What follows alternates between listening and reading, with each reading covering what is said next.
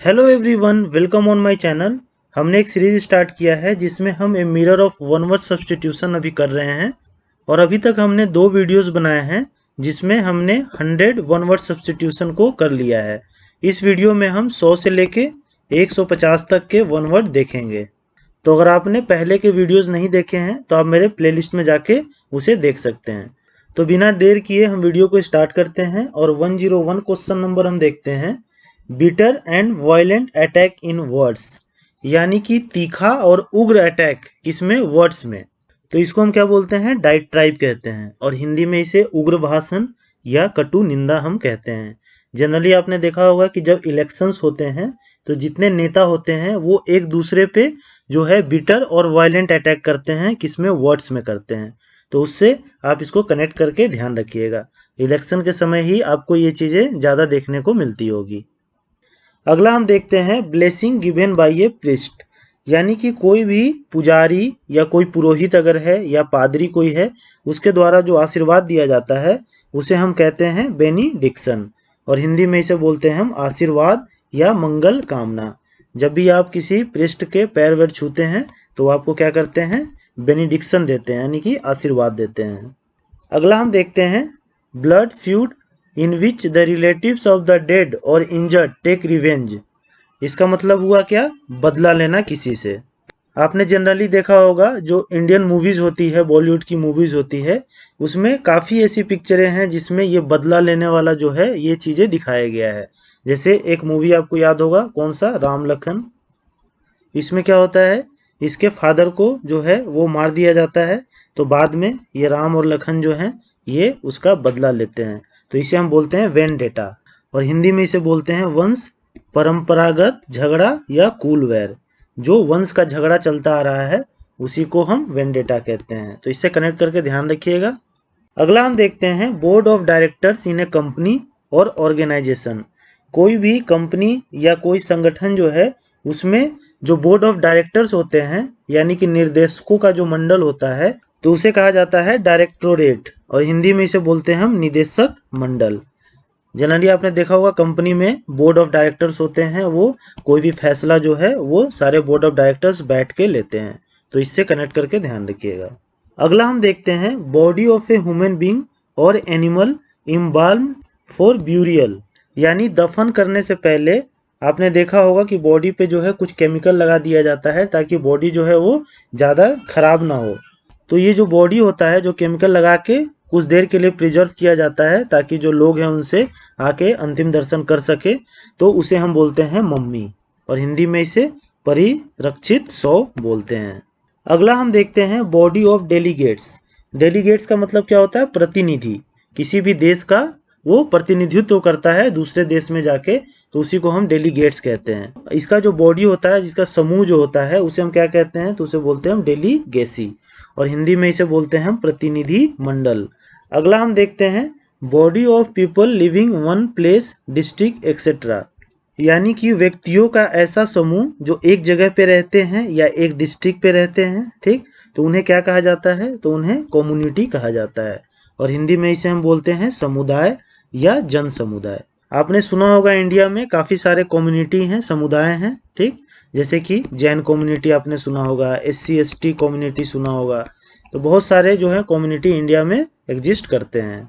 अगला हम देखते हैं body of persons appointed to hear evidence and give their judgement, यानी व्यक्तियों का एक ऐसा समूह जो क्या होता है कि एविडेंस जो प्रूफ होते हैं उसको सुनने के बाद ये सब मिल के अपना निर्णय देते हैं। तो ऐसे बॉडी को हम क्या कहते हैं? तो जूरी कहते हैं उसे, और हिंदी में इसे अभिनिर्णायक कहा जाता है।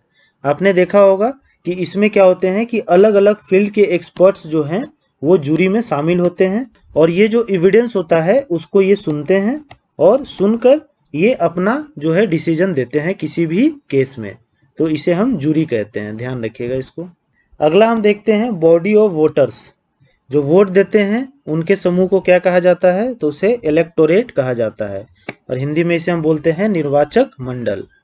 अगला हम देखते हैं बॉम्बास्टिक स्टाइल ऑफ राइटिंग, यानी कि बढ़ा चढ़ाकर जो चीज़ें लिखी जाती है तो उसे क्या कहा जाता है? तो उसे यूफ्यूमिज्म कहा जाता है, और हिंदी में इसे हम बोलते हैं शब्दांबर या आडंबर शैली। जैसे कि आपने ये मूवी देखा होगा गंगा जल, इसमें जो ये रिपोर्टर रहता है वो क्या करता है, बोम्बास्टिक स्टाइल था इसका लिखने का, यानी कि ये चीज़ों को बढ़ा चढ़ा के लिखता था और पुलिस के खिलाफ जो भी चीज़ें हैं उसको ये उजागर करता था, और ये जो है किसी से डरता भी नहीं था। तो इस तरह से इसको कनेक्ट करके आप ध्यान रखिएगा, इसी को हम बोलते हैं यूफेमिज्म।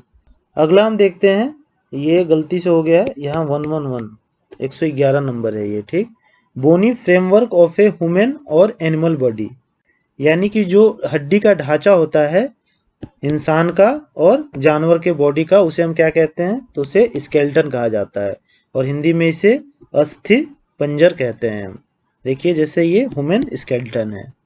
अगला हम देखते हैं, book containing information on all branches of knowledge, ऐसा पुस्तक जो ज्ञान के सभी शाखाओं पर जानकारी रखता है उसे क्या कहते हैं हम, तो उसे इंसाइक्लोपीडिया कहते हैं, और हिंदी में इसे ज्ञान कोश कहा जाता है और विश्व कोश कहा जाता है। जैसे इस पिक्चर में देखिए ये चिल्ड्रन इंसाइक्लोपीडिया है। अगला हम देखते हैं, बुक और राइटिंग ऑफ ए सैक्रेड और रिलीजियस नेचर, यानी कि जो धार्मिक नेचर का जो बुक होता है या राइटिंग होती है उसे हम क्या कहते हैं, तो उसे स्क्रिप्चर कहते हैं, और हिंदी में इसे धर्म ग्रंथ कहते हैं। जैसे कि गीता, गीता क्या है, ये एक स्क्रिप्चर है, यानी कि एक धर्म ग्रंथ है ये। अगला हम देखते हैं, books pictures etcetera intended to arrows sexual desire, ऐसी किताबें या ऐसी पिक्चर जो सेक्सुअल डिजायर को बढ़ाता है पढ़ने के बाद, तो उसे हम क्या कहते हैं, इरोटिका कहते हैं, और हिंदी में इसे अश्लील ग्रंथ या कामोत्तेजक साहित्य कहा जाता है। जैसे आपने नाम सुना होगा कामसूत्रा का, तो ये क्या है, एक इरोटिका है, तो इससे कनेक्ट करके ध्यान रखिएगा। अगला हम देखते हैं, born after one's father death, पिता के मरने के बाद अगर किसी का जन्म होता है तो उसे क्या कहते हैं हम, तो उसे पोस्थ्यूमस कहा जाता है, और हिंदी में इसे मरणोपरांत या मरणोत्तर कहा जाता है। जैसे आपने सुना होगा कि बहुत सारे जो गैलेंट्री अवार्ड हैं वो पोस्थ्यूमसली दिया जाता है, इसका मतलब यही हुआ कि मरने के बाद जो है उसको वो अवार्ड दिया जाता है, तो उसे हम पोस्थ्यूमसली बोलते हैं। अगला हम देखते हैं, published after the author's death, कोई भी अगर पुस्तक है जो लेखक के मरने के बाद अगर वो पब्लिश होता है तो उसे क्या कहते हैं हम, तो उसे भी हम पोस्थ्यूमस ही कहते हैं। अगला हम देखते हैं, बॉर्न ऑफ मैरिड पेरेंट्स, अगर शादीशुदा माँ बाप हैं तब अगर बच्चा जन्म लेता है तो उसे हम बोलते हैं लेजिटिमेट, यानी कि वैध, और अगर माँ बाप जो हैं वो शादीशुदा नहीं हैं तो जो बच्चा जन्म लेगा वो होता है इलिजिटिमेट, यानी कि नाजायज। आगे हम देखेंगे इसको। तो अगला देखते हैं हम, born of parents who are not legally married at that time, अगर कोई माँ बाप से बच्चे हो गए हैं और वो शादीशुदा नहीं हैं जब बच्चा पैदा हुआ था, तो वैसे बच्चे को हम इलिजिटिमेट कहते हैं, जैसा भी मैंने आपको बताया, और हिंदी में इसे अवैध कहते हैं या नाजायज कहते हैं। ये मूवी आपने देखा ही होगा नाजायज, तो इससे कनेक्ट करके इसको ध्यान रखिएगा। ये जो है आपका 118 नंबर है, ठीक, थोड़ा नंबरिंग इधर उधर हो गया है, ये आपका 119 है, इसके बाद सही है। तो 119 वाला हम देखते हैं, बॉक्स और case for a dead body to be put in before burial, दफनाने से पहले जो डेड बॉडी को एक बॉक्स में रखा जाता है उस बॉक्स को हम क्या कहते हैं, तो उसे हम कॉफिन कहते हैं, और हिंदी में इसे ताबूत कहा जाता है, जैसे कि आप इस पिक्चर में देख सकते हैं। अगला हम देखते हैं, branches of learning concerned with literature history and philosophy, यानी कि ज्ञान की जो ऐसी शाखाएं जिसमें साहित्य, इतिहास और दर्शन के बारे में वो पढ़ाया जाता है उसे हम क्या कहते हैं, तो उसे हम ह्यूमैनिटीज़ कहते हैं, और हिंदी में इसे मानविकी कहते हैं, ठीक। अगला हम देखते हैं, ब्रेक एन एग्रीमेंट लॉ और प्रॉमिस, कोई भी समझौता हो या कोई कानून हो या कोई वादा हो, अगर उसको आप तोड़ते हैं तो उसे क्या बोला जाता है, वायोलेट, और हिंदी में इसे हम बोलते हैं उल्लंघन करना या अतिक्रमण करना। जैसे कि ये भाई साहब ने क्या किया है, ट्रैफिक रूल्स का वायोलेशन किया है ये, तो इससे आप कनेक्ट करके इसको ध्यान रखिएगा। अगला हम देखते हैं, brief account of a subject, कोई भी सब्जेक्ट का ब्रीफ अकाउंट यानी कि संक्षिप्त वर्णन अगर किया हुआ है तो उसे हम क्या बोलते हैं, उसे कंपेडियम बोलते हैं या समरी बोलते हैं, ठीक, और हिंदी में इसे हम बोलते हैं सारांश। जैसे आपने देखा होगा कि बहुत बड़ा अगर 3-4 पेज का कुछ है, अगर लेटर है, तो हम जनरली बोलते हैं कि भाई उसका समरी बता दो यार, उसका कॉम्पेडियम बता दो कि ये कहना क्या चाह रहा है लेटर। तो इससे कनेक्ट करके इसको आप ध्यान रखिएगा। अगला हम देखते हैं ब्रिंग अबाउट हार्मनी और एग्रीमेंट, यानी कि आपस में फिर से दोस्ती बना लेना या मेल मिलाप कर लेना, तो उसे हम बोलते हैं रिकॉन्साइल। और हिंदी में मेल मिलाप करना या पूर्ण मेल कराना इसको कहते हैं। जैसे इस पिक्चर में देखिए, ये इसकी गर्लफ्रेंड है, इससे इसका झगड़ा हो गया है, लेकिन थोड़े दिन बाद जो है इन दोनों में क्या हुआ, मेल मिलाप हो गया, तो इसे ही हम रिकॉन्साइल बोलेंगे। इससे कनेक्ट करके इसको ध्यान रखिएगा। अगला हम देखते हैं ब्रिंग बैक टू लाइफ, यानी दोबारा जीवित कर देना किसी को या होश में ले आना, तो उसे हम बोलेंगे रिवाइव, और हिंदी में इसे होश में लाना कहेंगे। जैसे कि आपने रामायण देखा होगा, उसमें जो लक्ष्मण जी हैं इनको तीर लग जाता है, और ये जो हनुमान जी हैं ये क्या करते हैं, संजीवनी बूटी ले आते हैं, जिसके कारण लक्ष्मण जी जो हैं वो रिवाइव हो जाते हैं, यानी होश में आ जाते हैं। तो इससे कनेक्ट करके इसको ध्यान रखिएगा। अगला हम देखते हैं bring something new into existence, यानी कि किसी नई चीज को अस्तित्व में लाना या बनाना, तो इसे हम क्या बोलेंगे, क्रिएट कहेंगे, और हिंदी में सृष्टि करना या सृजन करना। जैसे आपने रोबोट मूवी देखा होगा, ठीक, उसमें जो रजनीकांत होता है वो क्या करता है, एक क्रिएट करता है एक रोबोट को, ठीक, एक ह्यूमन रोबोट को वो क्रिएट करता है। तो इससे इसको कनेक्ट करके ध्यान रखिएगा। अगला हम देखते हैं bring under control by force, मतलब जबरदस्ती किसी जगह को अपने कब्जे में ले आना, तो उसे हम क्या बोलेंगे, उसे हम बोलेंगे कैप्चर, और हिंदी में इसे बोलेंगे कब्जा करना या अधीन करना। अगला हम देखते हैं bring under control specially A group of people causing trouble, अगर कुछ ग्रुप ऑफ पर्सन्स हैं जो प्रॉब्लम क्रिएट कर रहे हैं तो उनको कंट्रोल में लाना, तो उसे हम क्या बोलते हैं, सबड्यू कहते हैं, और हिंदी में इसे काबू में करना या अधीन करना। कहीं भी जो है देखे होंगे कुछ लोग प्रॉब्लम क्रिएट करने की कोशिश करते हैं तो पुलिस आती है और उनको कंट्रोल में ले आती है, तो उसे ही हम सबड्यू कहते हैं। अगला हम देखते हैं bring under control in war, यानी कि युद्ध करके किसी को अधीन में लाना, ठीक, तो उसे हम बोलते हैं सबजुकेट कहते हैं, और हिंदी में इसे अधीन करना या दमन करना कहते हैं। जैसे कि जो ब्रिटिशर्स थे, अंग्रेज जो थे, वो क्या किए, इंडिया में आके जो यहाँ के लोकल राजा लोग थे उनसे इन्होंने युद्ध किया और इंडिया को अपने अधीन ले आया, ठीक, तो सबजुकेट किया इन्होंने इंडिया को, ब्रिटिशर्स ने। तो इस तरह से कनेक्ट करके इसे ध्यान रखिएगा। अगला हम देखते हैं bring in goods from a foreign country, कोई भी सामान बाहर देश से अपने देश में लाना, उसे हम बोलते हैं इम्पोर्ट, और हिंदी में इसे हम बोलते हैं आयात करना। और अगर अपने देश से फॉरेन कंट्री में हम अगर सामान भेज रहे हैं तो उसे हम क्या बोलेंगे, एक्सपोर्ट बोलेंगे, यानी कि निर्यात करना। तो इंडिया में क्या है, इंपोर्ट ज़्यादा है कि एक्सपोर्ट ज़्यादा है, तो इंडिया में इंपोर्ट ज़्यादा है, ठीक, और इंडिया का जो एक्सपोर्ट है वो कम है। अगला हम देखते हैं building equipped with a powerful telescope for astronomical observation, यानी कि ऐसा बिल्डिंग जिसमें पावरफुल टेलीस्कोप लगा हुआ है और जो खगोलीय सर्वेक्षण है वहाँ से किया जाता है। एस्ट्रोनॉमिकल ऑब्जर्वेशन का मतलब होता है खगोलीय सर्वेक्षण, तो वैसे जगह को हम बोलते हैं ऑब्जर्वेटरी, और हिंदी में इसे वेधशाला बोला जाता है। अगला हम देखते हैं building for keeping and feeding horse, ऐसा बिल्डिंग जहाँ पे घोड़े को रखा जाता है और उसे खाना खिलाया जाता है, तो उसे हम बोलते हैं स्टेबल, और हिंदी में इसे अस्तबल कहा जाता है या घुड़साल कहा जाता है। अगला हम देखते हैं building for the display of works of art, यानी कला का जो काम है उसको डिस्प्ले करने के लिए जो बिल्डिंग होती है उसे हम क्या बोलते हैं, तो उसे हम गैलरी बोलते हैं, यानी, और हिंदी में इसे हम कला भवन कहते हैं। जैसे कि देखिए इस पिक्चर में ये जो है कला है, क्या पेंटिंग का कला है जो यहाँ पे डिस्प्ले किया हुआ है और लोग आके यहाँ पे इसे देख रहे हैं, तो इसे गैलरी कहते हैं। अगला हम देखते हैं building in which bodies of dead people are burn, ऐसा बिल्डिंग जहाँ पे मरे हुए लोगों का बॉडी को जलाया जाता है, तो उसे हम बोलते हैं क्रीमेटोरियम, और हिंदी में इसे सौदागृह कहा जाता है। और ये जो जगह है यहाँ पे क्या है, सभी को एक दिन जाना ही है।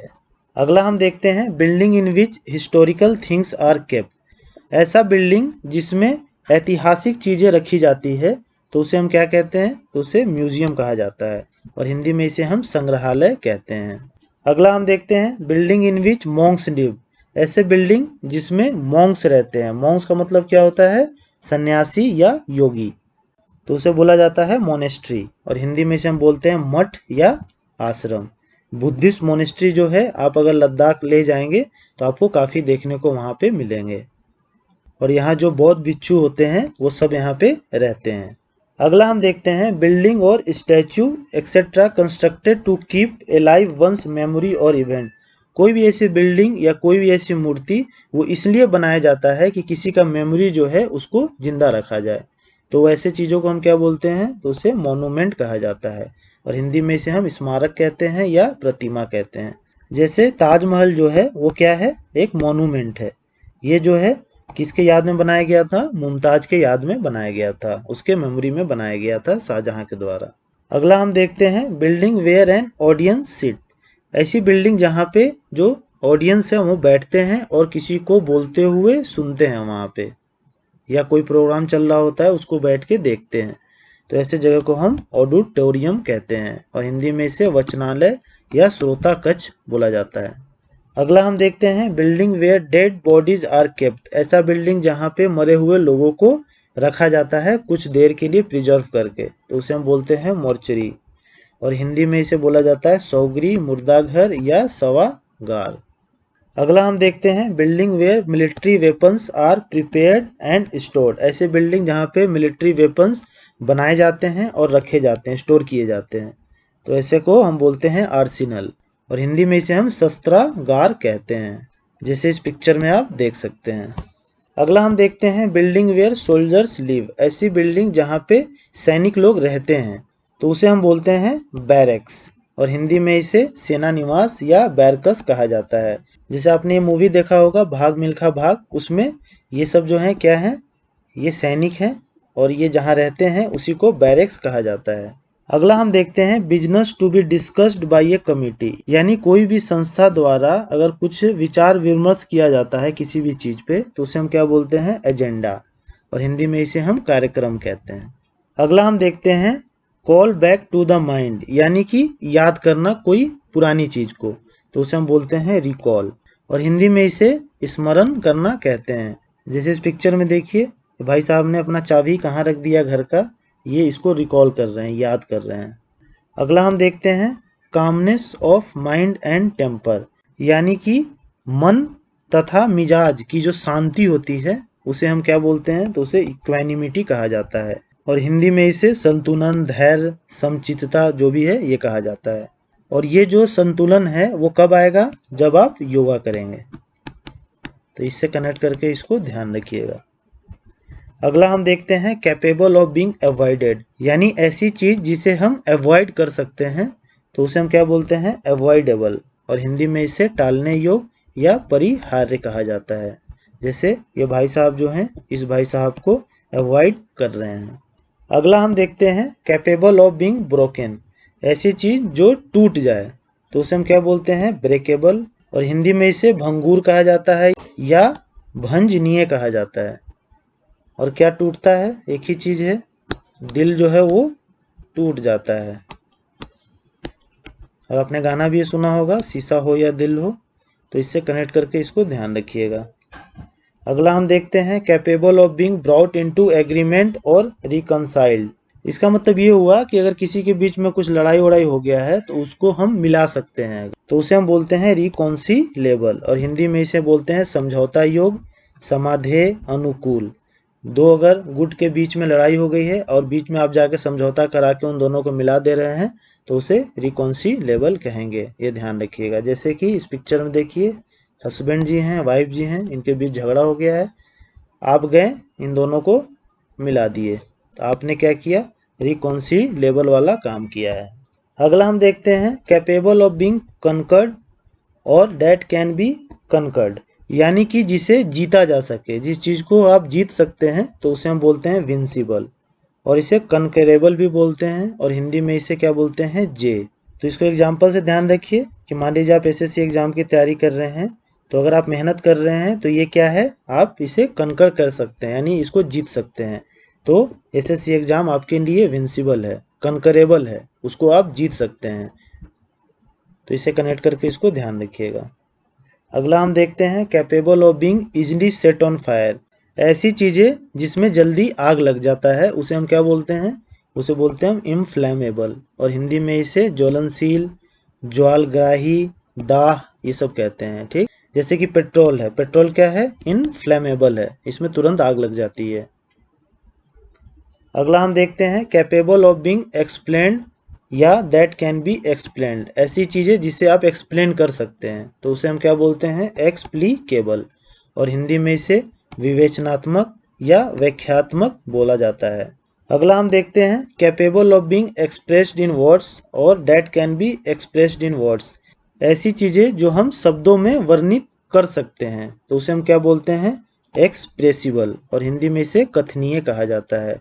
जैसे ये अपने प्यार का इजहार जो है क्या है, शब्दों में वर्णित कर सकता है। अगर आप अपने प्यार को शब्दों में वर्णित नहीं कर सकते हैं तो आप हो गए क्या, इनएक्सप्रेसिबल हो गए, और अगर आप कर सकते हैं तो एक्सप्रेसिबल आप हैं। इससे इसको कनेक्ट करके ध्यान रखिएगा। तो इस वीडियो में हमने 100 से लेके 150 तक के वन वर्ड सब्स्टिट्यूशन किए, एंड आई होप कि आपको सारे समझ में भी आ गए होंगे और लगभग याद भी हो गए होंगे। तो हम ये जो है सीरीज कंटिन्यू रखेंगे जब तक कि हमारा ये mirror of one word substitution जो बुक है, जो डॉक्टर अशोक कुमार सिंह के द्वारा लिखा गया है, वो ख़त्म ना हो जाए। तो 50-50 जो है हम करते रहेंगे ताकि आपके ऊपर ज़्यादा लोड नहीं आए। और अभी तक देखिए हमने 150 कर ही लिया है। ठीक, अगले वीडियो में हम 200 तक कर लेंगे। इसी तरह से हम लगभग उसमें 1000 होंगे वन वर्ड सब्स्टिट्यूशन, तो हम उसको जल्दी ही कंप्लीट कर लेंगे। तो वीडियो के साथ बने रहिए, और अगर आपको ये वीडियो पसंद आता है तो please like, share and subscribe to my channel and support my channel. Thank you.